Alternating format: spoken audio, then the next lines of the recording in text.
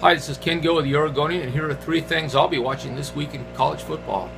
First, Oregon at Washington, 7:30 p.m. Saturday night, Husky Stadium. The Huskies are sensing blood. I think after 11 straight losses, they think this might be the year they can get Oregon. Oregon's got questions on both sides of the ball.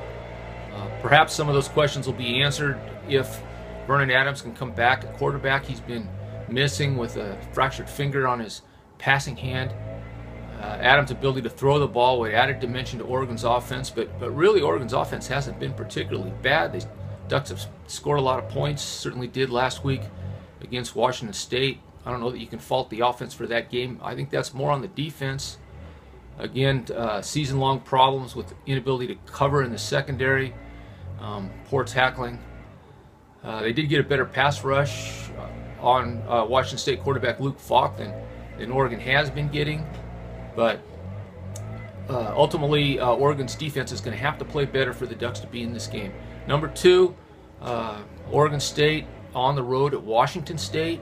I'll be looking to see if the Beavers can play a good road game. They've played on the road twice this season, been blown out both times. Though the first road game, a non-conference game against Michigan, doesn't look so bad in retrospect.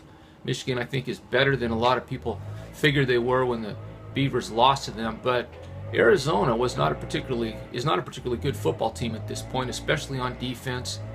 I thought Oregon's offensive showing against Arizona was really the thing that the Beavers just couldn't afford against that game.